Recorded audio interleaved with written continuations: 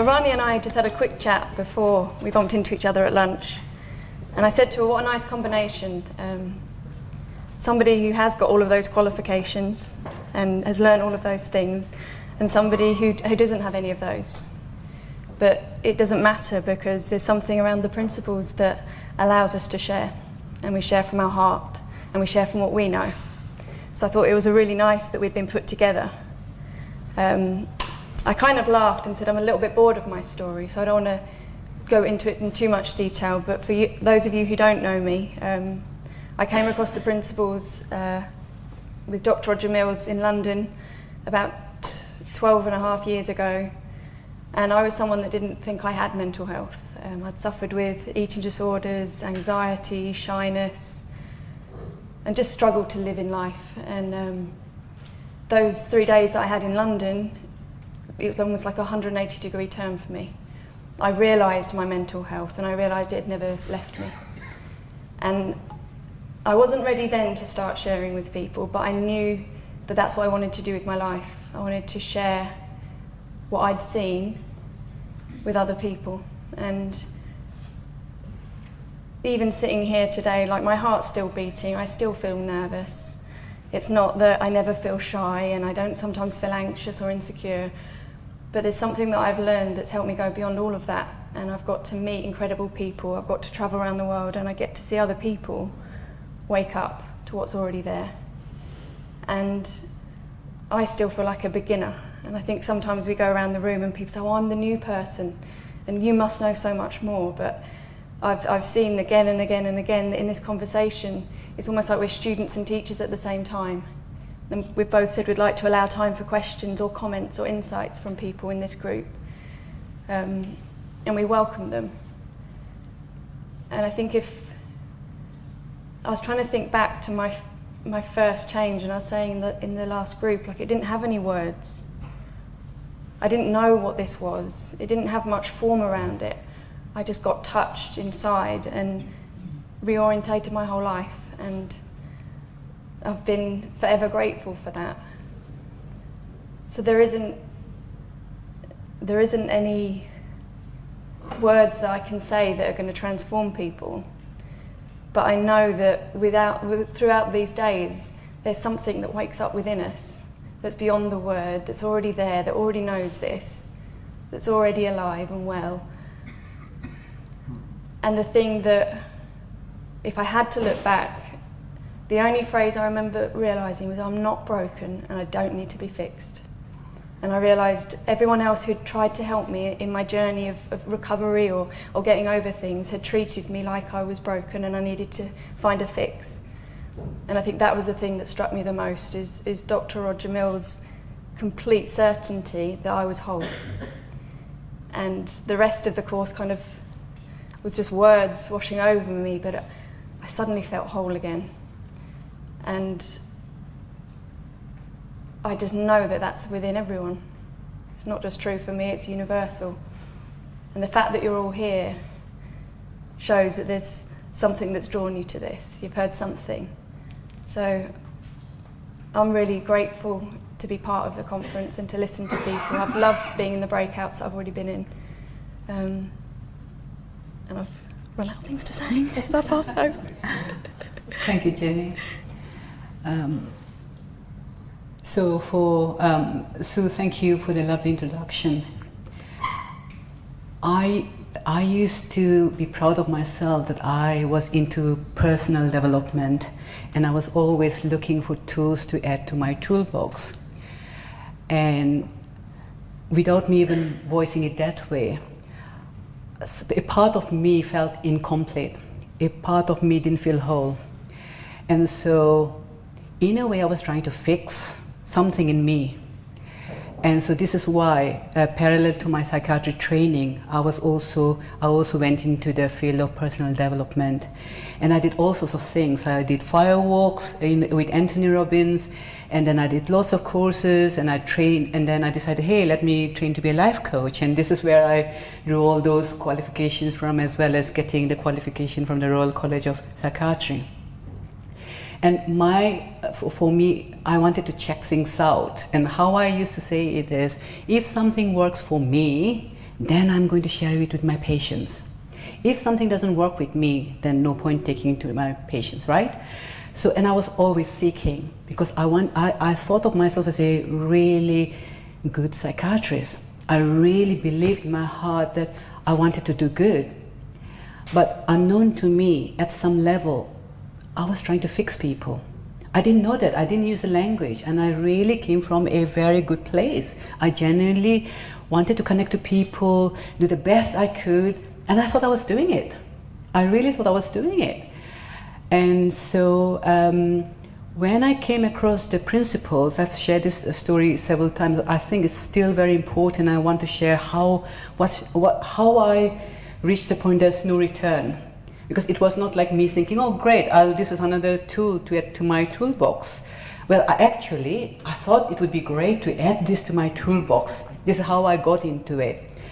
So when my EFT trainer decided to leave EFT for the 3 principles, I got curious. And then, but I still thought it was a bit like CBT, a bit like mindfulness packaged differently. So when my husband, who I had forced to go there and just see what is it that she left EFT for, and I asked him to go there, and he came back very vague. So I was like, come on, this is something I know already, sort of thing. But I was curious enough, because part of me was, if she got something, I want to get that too. What is it? What is it? And so when this person, and most of you know Enros already, she's from Devon, so when she invited me for a coaching session, I went for it. I said, well, okay, so I'll go. What's a big deal? And the first hour or so, there was this me asking a lot of questions and almost yes but, oh yeah, I know this, yes but. And we were just talking about stress and about things in general, which I have put in my book about a bit about that and what happened. But at some point in the conversation, I almost felt very drowsy, as if I was hypnotized or something, and I was just trying to wake up, and I was trying to ask some more very important questions. But at some point in the conversation, out of the blue, when I was not expecting it at all, when we're not even talking about patients or mental health, something just came across me. From my memory now, it was something dark. I just felt something, and all of a sudden, I had this thought, oh my goodness, all this time, I've been trying to fix people, thinking I'm a good psychiatrist. And actually, I was looking at a weakness. And you know what, that came, I just exploded. I just burst into tears. You can say I had an abreaction. And didn't know what was happening. I didn't know. I was just, sobbing, and I was quite hysterical. And I was confused as to what is happening, and because my intellect was trying to tell me what's happening. But that was the beginning of my journey. I'd never felt it so strongly.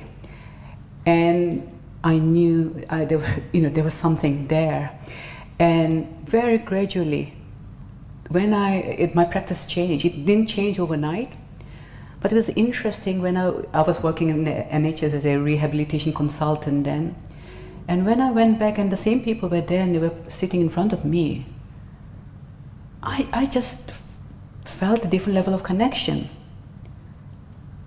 I just felt their well-being more and more. I just felt their mental health. And mind you, I'm not talking about someone with just a bit of anxiety, just a bit of depression, just a bit of addiction. I'm talking about hardcore, when you talk about the spectrum of mental health. I was the rehab psychiatrist, so it was the severe end of the spectrum. So people have all sorts of diagnoses, but mostly is a long-standing mental health problem. Call it long-standing psychosis, schizophrenia. We are talking about that the doctors and mental health professionals would say, well, prognosis is poor in a way, okay? So after that realization, and the deeper I went into the principles, I just saw one thing. And I was saying to my friend who has accompanied me, Rakhi, the thing about mental health, is we have made everything very, very complicated. We've made everything very complex. So what happens is we are looking for complicated answers.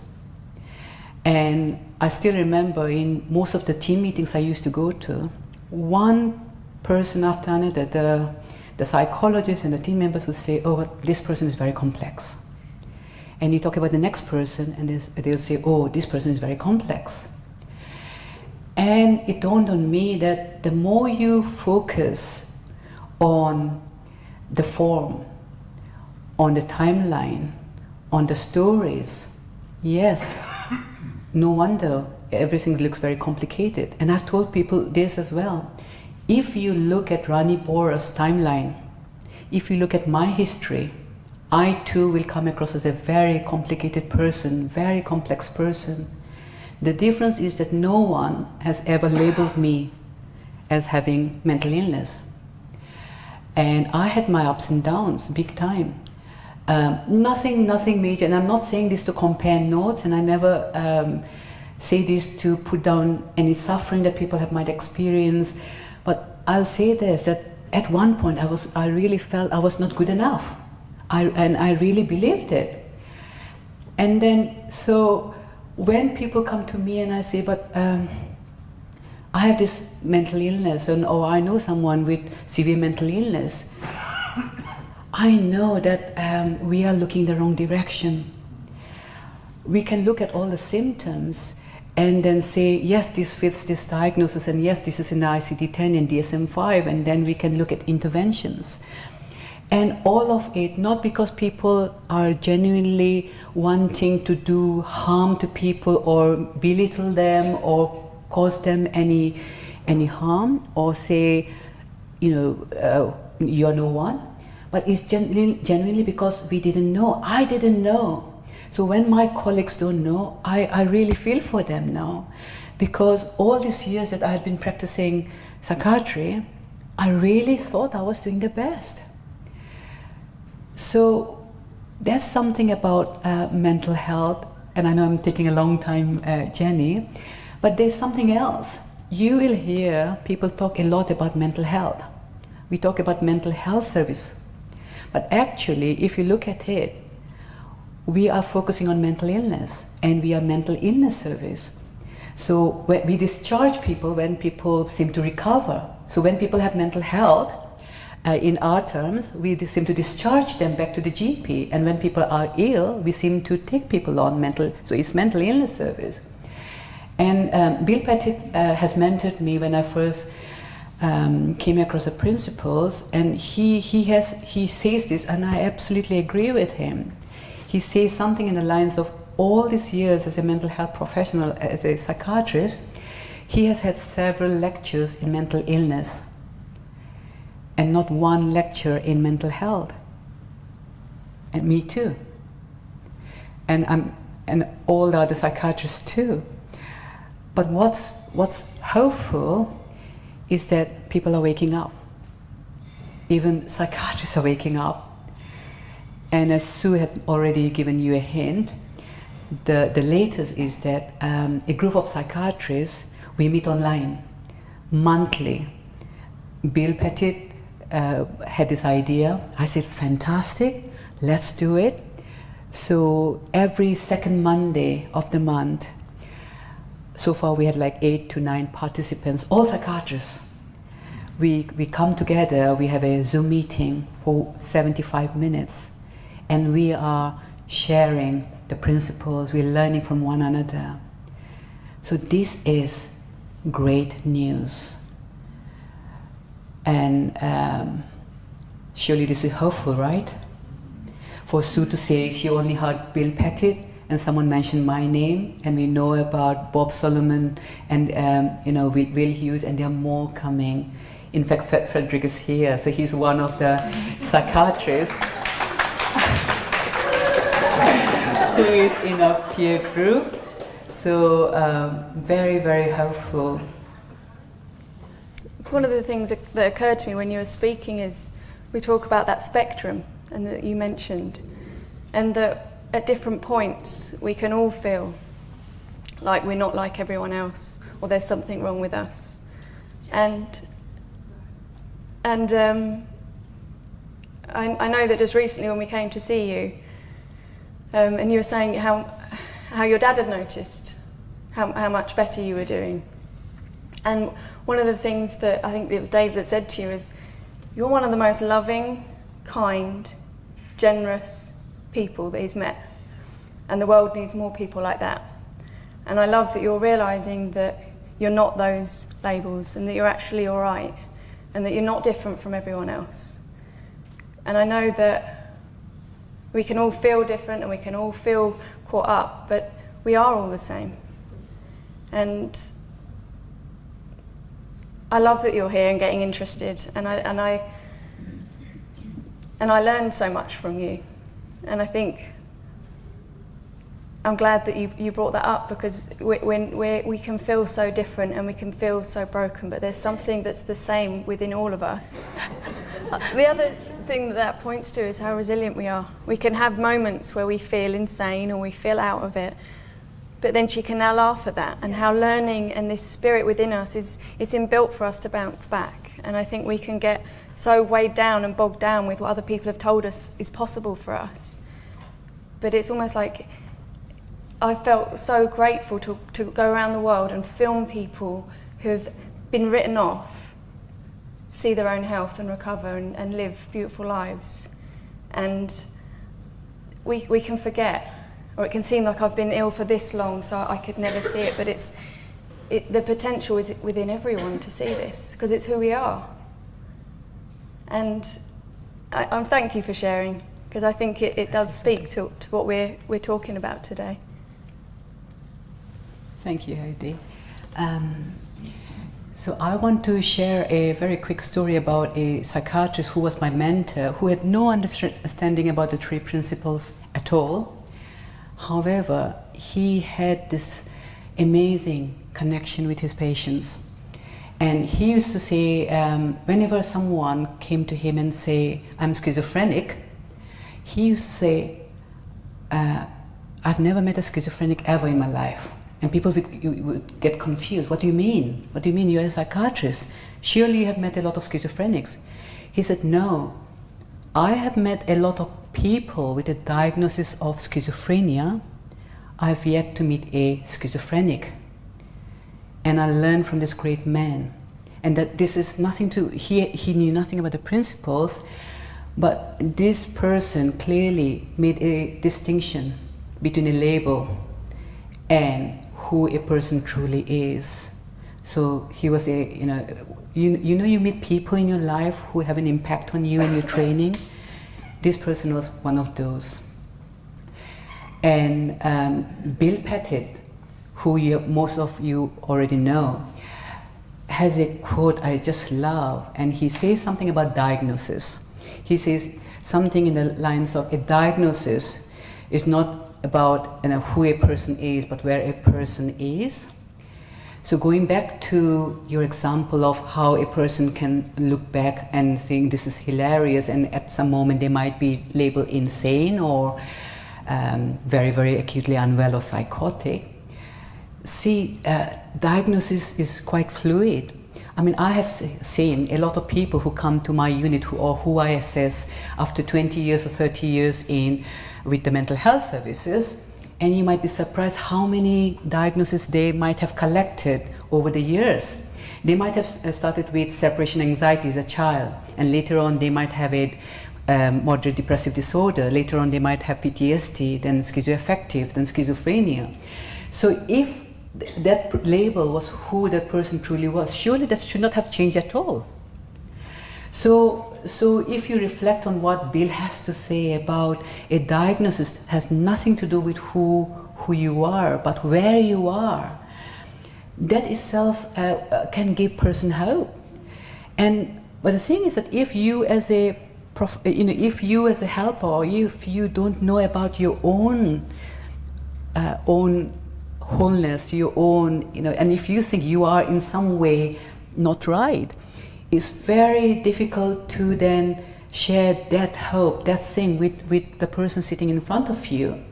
So I knew a bit, and it was mostly here that when I spoke to a person before, I used to say, I knew there was this human connection. And I said, look, I'm human, you're human, I feel all sort of emotions. I could connect with that, but because I didn't believe I was whole, I thought I was not good enough and I needed to work on myself. I thought that was true for my patients too. Yeah? And I thought mental health is something that people have when they're healthy, but when they are acutely unwell, then the mental health goes away. And then when they recover, mental health comes back. And I think that's the traditional view. So now in the UK, the royals have really spread the word about mental health, and they're doing heads together and lots of fantastic work. And I have heard them use, we all have mental health. Just like we have physical health, we have all got mental health. And I thought that's brilliant. And yet, however, I think the viewpoint is that we all have mental health, but from time to time we lose our mental health. I don't see it at all like that. I know that even when a person is acutely confused, very, very distressed, have attracted a label, a diagnosis of mental illness, even in that moment, they still have mental health. And I know this to be true. And someone was asking me in the break, how do you know that everyone has mental health? And this is not intellectual. Had I not had my insight, and had I pursued the 3 principles as, ooh, cool, something else to add to my toolbox, and thought about it as a nice concept, I wouldn't have been sure. And now even when I do assessments and people are acutely unwell and I see them in safe custodies and where we do mental health assessments, I can connect to people at a very different level. I don't have to say anything else. And you know what, sometimes people might really need to come into hospital. But I see that, I see the health. No matter where they are, I see health. And I know that it will only take time. But then as one by one, we wake up, the people in this group, everyone wakes up to their own health. You know, we can't help but spread this without us even trying to sell 3 principles, without us even trying to say, look how good this is. It just catches on like fire. And so I'm really hopeful. And in the past I used to think, yeah, let's march, and I need to sell this, and I'm going to promote this. And I still feel the same. I'm still there, my passion is there. And yet I don't feel I need to express myself or get everyone to listen to me. But it's happening. It's happening. One of the things that I've noticed a lot recently is coming across people that haven't heard of the principles, but they're telling me a story of them waking up to the principles. So they haven't got the same words, but it's woken up within them, and it speaks to the fact that it's already there, it's already present. And I've loved having something to point to, and it seems I keep coming back to the simplicity of the principles. But it's been amazing how many people, and I don't feel like I need to educate them about the principles. I just see that that's alive within them. They've woken up to it already. And again, it's hopeful, because I know that when Rudy and I started the movie site, we really wanted to get this out into the world, and it became a bit urgent, and we kind of realised that, and we recognised that we don't have to do that, because this is already present within everyone. And I love that I get to point it out to people that maybe haven't realised it's there. But I love that people can wake up to it in any moment.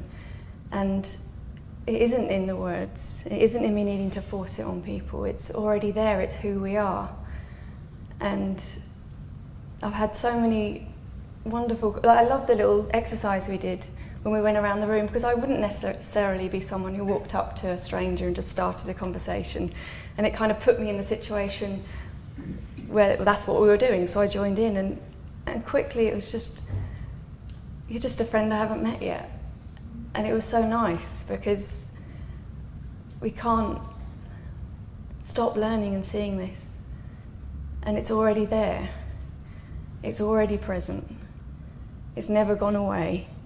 And I think I'm always amazed. Like, there was a lady that just came to a retreat who came in looking like she had the weight of the world on her shoulders, and she had lots of questions and she wanted to know how to do the principles better. And then she just transformed, and she became the teacher. I was just in awe of her, and she'd mentioned her daughter had been struggling, and at the end I said, if there's anything we can do, just let us know. And she said, no, I think I want to go home and just be what I've seen, and I'll see how I get on. And I just thought, wow, like, it was just incredible. And I realised, wow, I hadn't taken that into account. I was so quick to want to offer my services or my help or my assistance. She had seen everything she needed to see, and she knew what she needed to do when she went home. And I'm constantly amazed. Like, I know that it's true, but then when you see it before your eyes, like someone come in so bogged down, and you don't even talk to what their issues or problems were, but they come to their own answer. They find their own teacher. They go back inside. And I loved it, and I just said, wow. I said, I've really just learned something from you. And she smiled, and I said, I just thank you. Thank you for reminding me. Thank you for that. I think, and this is my personal opinion, but I think this is because people, we at mental health services, we have not done a great job of empowering people.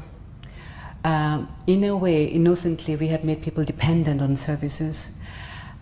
People feel that, the only way I can get help is by turning to or speaking to a support worker or an expert. We have failed to show people that you are your own expert. Everything you need that you think you're getting from a support worker or from a health professional, and the advice they can give you is actually is within you. The answer that you're looking for is already within you. And that's my hope for mental health. And when I share this, I say this is education. This is about sharing with people about their own resilience, their innate resilience.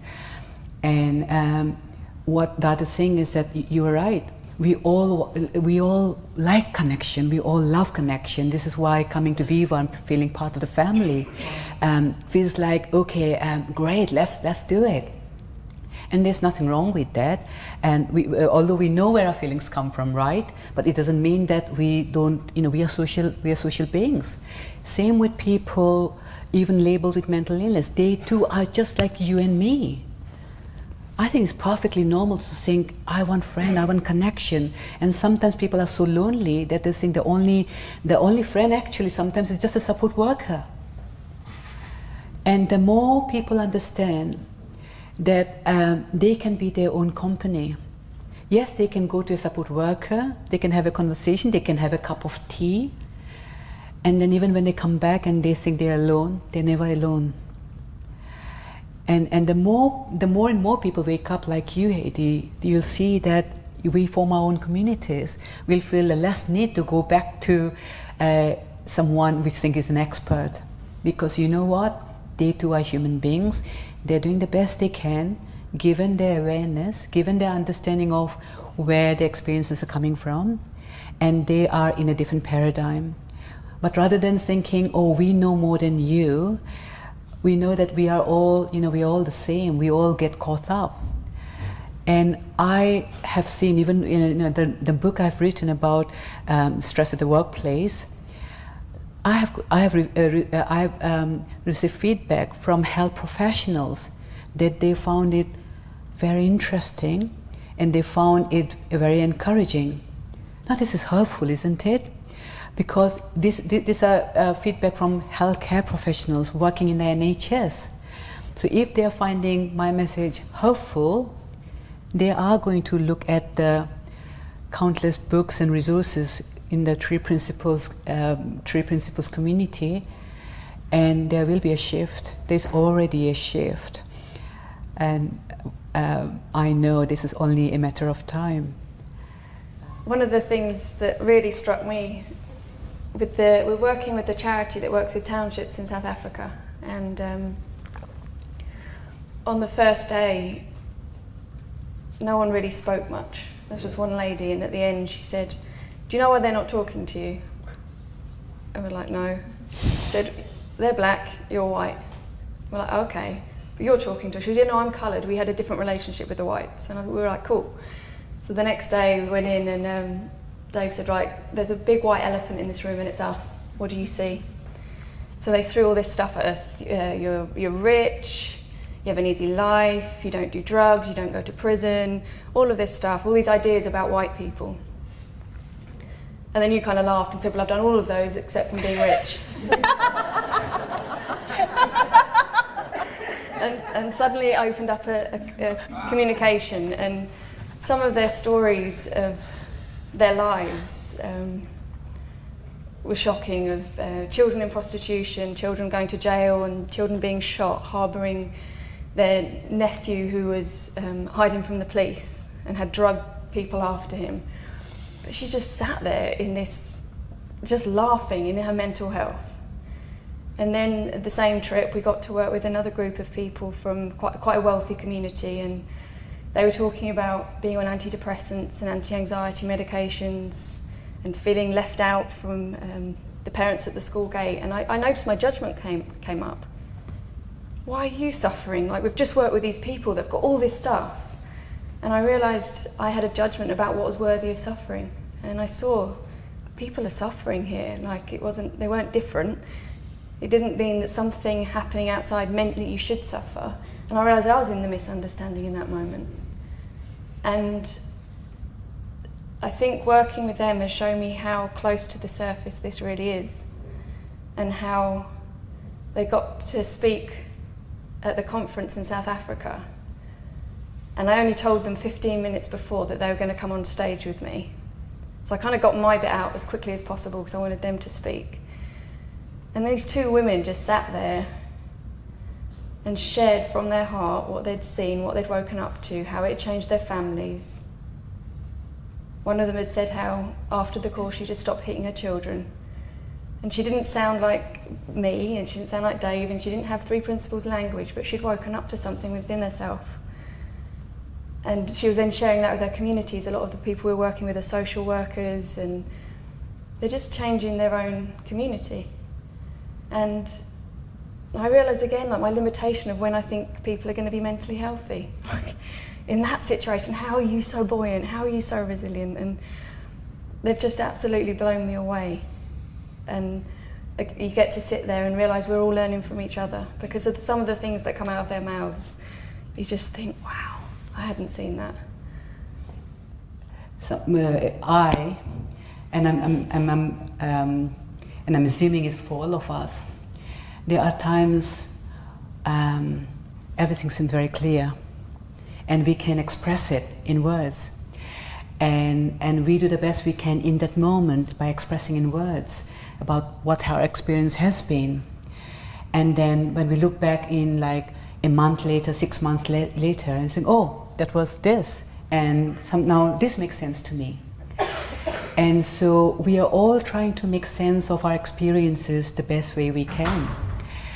And there's nothing wrong or right with that. It's just our way of being where we are. And I'm saying this because in our journeys, we'll all have our opinions about diagnosis, where I am, where other people are, this is right, this is wrong, but you're talking about psychosis, what about PTSD? You're talking about autism, what about this? And so all I'll say is that this is all in a world of form.